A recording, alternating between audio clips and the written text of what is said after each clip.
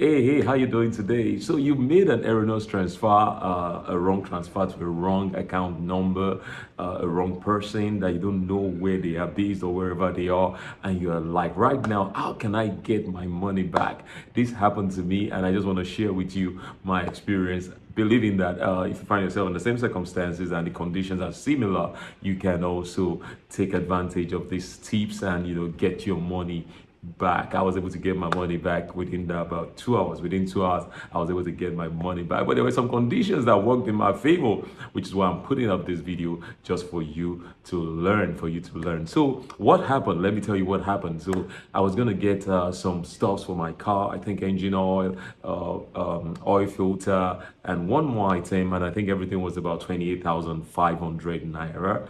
And so the boy that was working with the guy selling the parts called the account details for me. Now, when he called the account details, I don't understand why I was directed. First of all, this boy, from the moment he approached me when I got to that shop, I said I didn't want to deal with him. Let me deal with the younger boy that I've always known with that shop, because this was a new face here. The boy was a new face. But I made sure I didn't deal with him in getting what I wanted. But when I asked for account details, so I was like, hey, your account number. I didn't look up. I didn't know it was the one calling the number. And I just entered the number. And I don't know why. It has never happened to me. I didn't bother to confirm the account name that I brought up. So I had already okayed it. I had put in my PIN in my app, in my bank's app. And while it was loading to release the money out, I saw that the name there was a Yoruba name. I mean, in case you're not Nigerian, that's like another tribe entirely. There are various tribes in Nigeria. Meanwhile, the person I was supposed to send money to is an Igbo guy. There was no way I could stop it again at that moment. And the money went pew to a dummy or something, a dummy Lola. Boom, an OP account. Then I went, God, what do I do? So I called the boss and said, hey, your guy gave me a wrong number. We couldn't even know what he called wrongly as at that time. We didn't know what exactly happened and how he was able to give me, how I got a wrong number, how I got it transferred to a wrong detail. So immediately I reached out to my bank.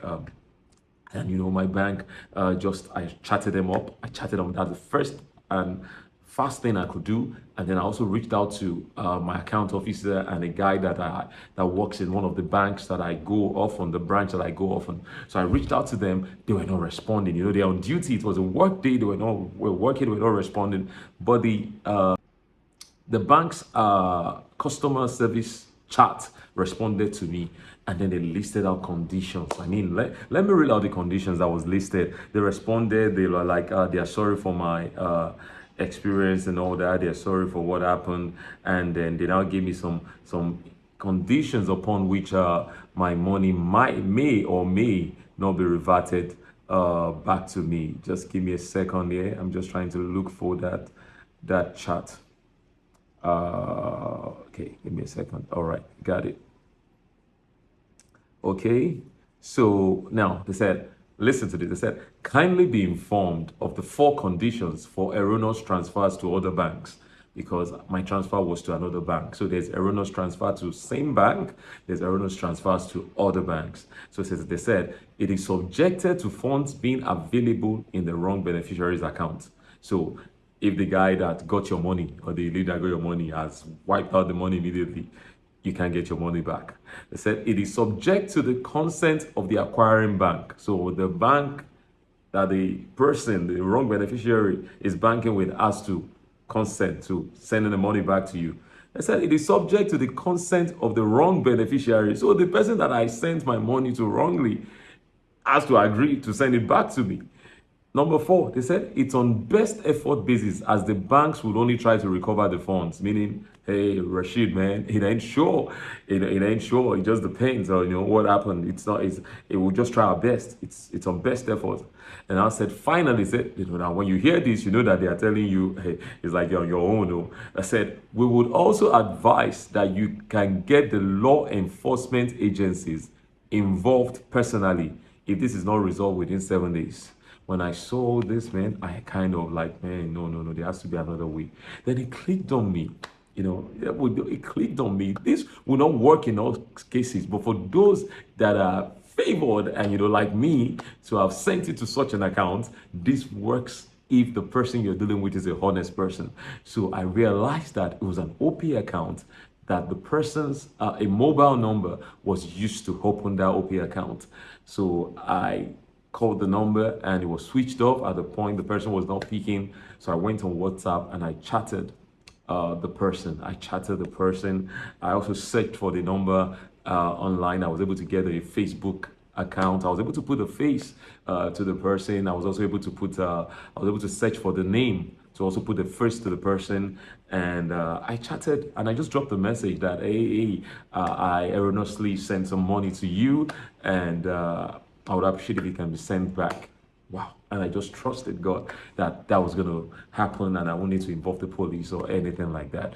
About a couple of hours later, the person, was a young man, chatted me back and said, oh, all right, please send, I think I already sent my account details with what I sent to him. He said, okay, all right. And then immediately I got an alert. I got an alert, yeah.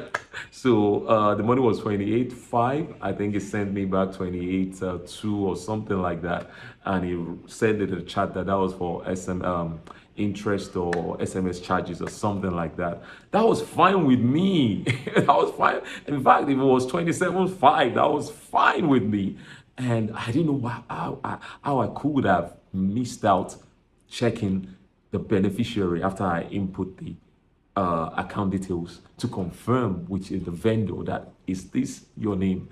So you should learn that from me, learn that from this video, that anytime you want to make a transaction, even if you know the person already, after you've input the number, confirm with them again that, are you Shola Shino?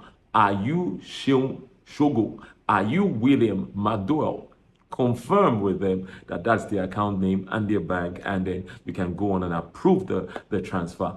I was so favored that this guy used the phone number as his OPA account, and that he responded. He was honest enough to send my money back. So about some 6-8 hours later, the bank sent me a message again, and they were like, we're sorry that we've not, we're still working on it and all that. And I'm like, please, I sent them a message and I'm like, well, I've been able to recoup the money. I've been able to, the wrong beneficiary has sent me back the money, and that, you know, they should not worry. And they ended that particular chat, you know, that chat, and the customer complaint that was raised about that. And that was it for me. That was how I was able to recoup the funds that I sent to a wrong beneficiary's account within 2 hours of the same day. I was able to make that happen. God was able to make that happen for me. And then the guy sent me an advice. Let me read the advice he sent to me. He sent me a chat, and he said, be careful next time when sending money. You might not be lucky enough to be dealing with a honest person. Yes, yes. God made it possible that it was a honest person. Well, maybe you're not in Nigeria, but 28.5 for a lot of people right now, they will go spend it first and they will think about how they will refund you later. And, you know, this guy just advised me to be careful. And I responded that I normally check, you know, which I'm telling everyone to, that always check your beneficiary after you input numbers when you're doing an app transfer or whatever transfer you're doing, an intra-bank transfer. Always confirm that the account name is the name you want to actually send to, so that in case you made a mistake with the number, and then you'll be able to do that. So how did we find out what went wrong? So we found out that when the boy was calling the account number, there was a part that was supposed to be a 3, he called 4 instead. Just one digit.